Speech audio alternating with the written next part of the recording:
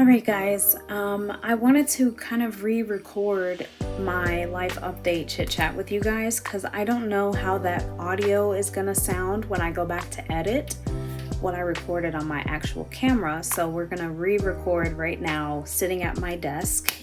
Basically wanted to do the life update now in day 2 of Vlogmas, just to let you guys know where I've been the past.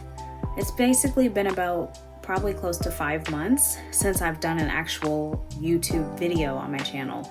Now, I have done a couple of little YouTube shorts that I started posting from time to time, like when I was doing get ready with me's for my chapter meetings for AKA and stuff like that. And every time I kept thinking about it, I was just like, maybe that's just a chapter of my life that's coming to a close. But the more I think about it, the more I'm like, no, I really do miss it. And I really want to see where my channel can grow. I found YouTube to be very therapeutic for me just over the years, because I've gone through many different milestones and things in my life since I first started my YouTube channel. Well, let's go back to the beginning. So as you all know, we moved into our first home this year. And it took a lot of discipline, a lot of dedication. It was very stressful, saving up all the money we had to save up, you know, cutting back on a lot of expenses. I had to say no to a lot of things this year, as far as like events, getting involved in stuff, buying stuff, spending, you know, doing stuff AKA related or whatever the case. I just had to say no to a lot of things this year, which sucked that I didn't get to participate in, but there will be other opportunities down the road and in the future if it's meant for me to partake at that time. Yeah, the situation wasn't ideal. Like, we had to move out of our apartment a lot sooner than we anticipated, so we ended up having to stay with my husband's coworkers that we're pretty good friends with, and we go to Disney with them a lot, and Kaya, you know, they hang out with her, they're around us, so thankfully we had somewhere to go so abruptly, and then we finally closed over the summer. From the beginning, we've been working on the place. We have done 2 accent walls in our home now. We've gotten our washer and dryer, of course. We got that when we moved in. And, you know, done painting, done a lot of touch-up work. I'm trying to actually start a garden in the backyard. We've got planter boxes out there now. I had to briefly go to Kentucky back in October because my husband's brother got married, and Kaya, our daughter, was the flower girl, so we had to travel briefly for that, spend money for that trip. And what else has happened? For the most part, as far as I know, I'm still in remission. I've had some hiccups with some of my numbers from time to time throughout this year, and I think a lot of it has to do with the moments throughout this year where I've been my most stressed. Like here lately, over the past couple months or so, I have felt more stress again. So I've seen a slight increase in my numbers again, but it's not drastic enough to the point where I'm no longer in remission or anything like that, thankfully. Manage my stress better and definitely try to continue to take better care of myself than what I'm doing. I just really keep going and sometimes don't think or realize like, hey, I need to take a step back and make sure Lexus is okay and take care of her and be nurturing to myself. And I've been that for everyone else. You guys know I have still been on this real estate journey, heavy, off and on. My state exam for the first time earlier part of this year, and I did not pass. So I've retaken it again a couple of times, and each time I've gotten closer and closer, and took it the week before Thanksgiving. And unfortunately, I did not pass, but I was one question from passing. I'm not happy about it at all. Like, I couldn't even cry. I was still proud of myself for making that much more progress on the exam, but to be 1 point from the passing grade was very, very disappointing. 1 point, y'all, is 1 point away. So, you know, I've been studying hard. This week I kind of took a step back and I've studied occasionally. So like starting tomorrow, which is going to be Sunday, I'm going to be heavy into my books and study, my flashcards, my YouTube videos that I watch. This weekend we're going to kick its butt. I'm hoping. I don't want to say the actual word because I don't want my video to get flagged. So working on Lexmetics, I am really trying to, I don't want to say I want to be the next Rihanna, be the next Fenty. Mark my words. One day, I don't know when that day is coming, but it's coming. Y'all are going to see some Lexmetics on the shelves. Whether it's in Ulta, whether it's in Sephora, or if it's in both. You know, I'm praising God in advance if it's in both, okay?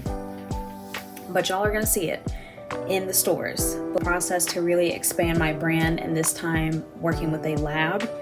I've had meetings.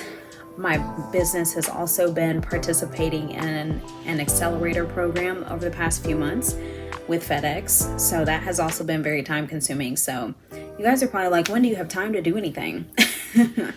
Because I've had the FedEx program, I still work my full-time corporate job, and I work on Lexmetics, and I'm a mom every day, and I'm still a wife every day, and worrying about everyone's like health problems and stuff in my family. So it's been a lot. It's been a little heavy, like I said.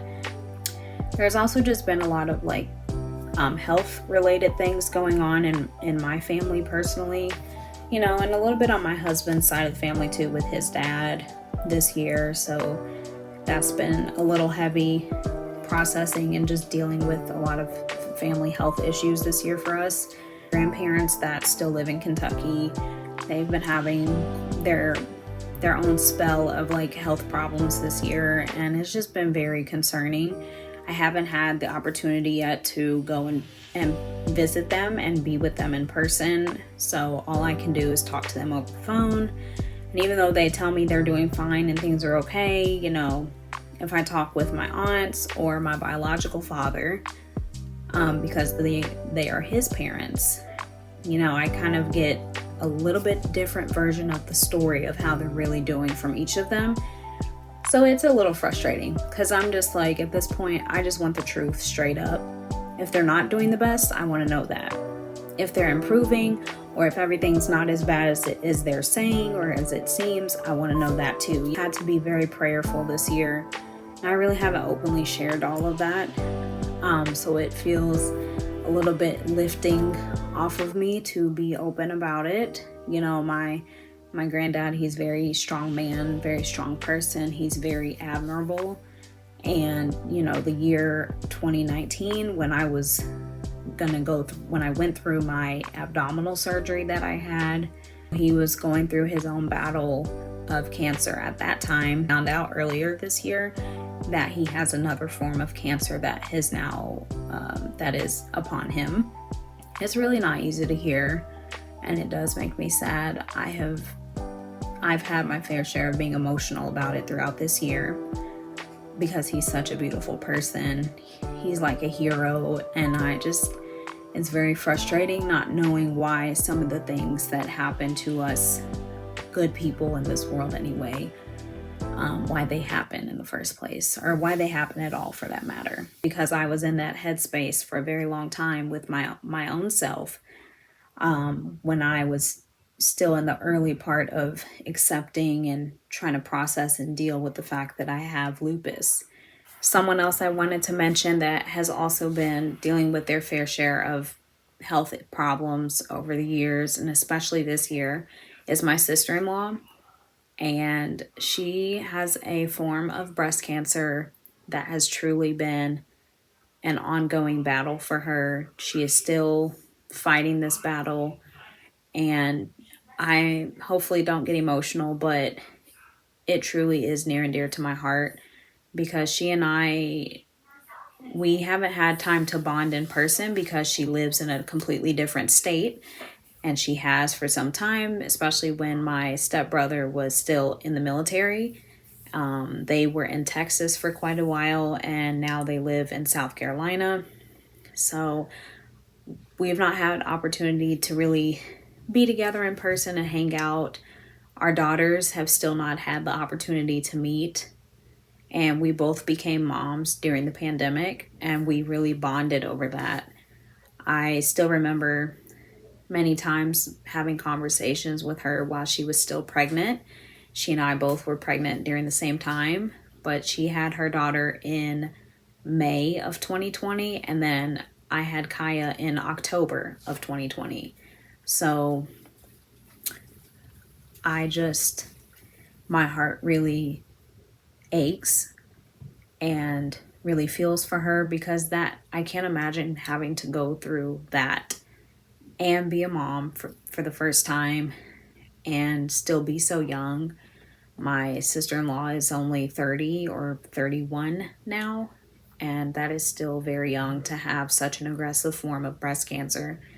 So, please lift her up in your positive thoughts and prayers. Kind of been a struggle is, the times I do get to go to Georgia and spend with my parents, my mom and dad, my grandma, and our great uncle who's in his 90s and he's still going, okay?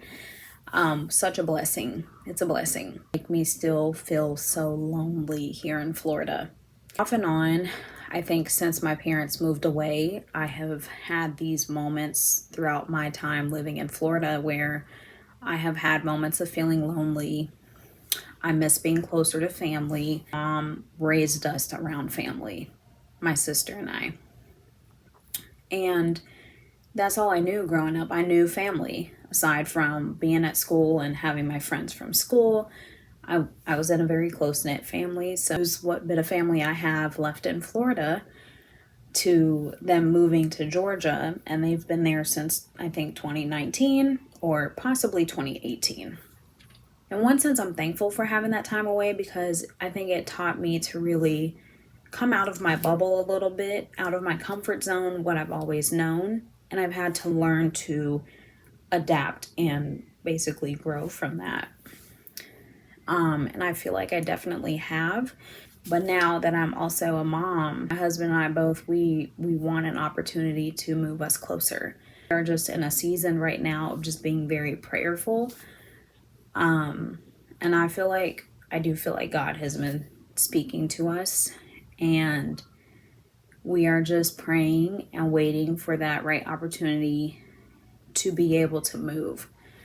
And I know that may sound a little crazy to some people that see this and hear this, and some people may be like, are you like, really? Like, I would love to live in Florida. You're so lucky. I get that all the time, or pretty often.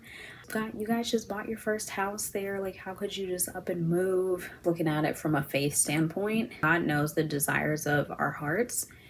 And if it's meant to be and he sees fit, he will make it happen. Now where I can't worry about the fact that this is our first home and we just bought it this year. God opens the door and makes a way for us to move, then we're going to move.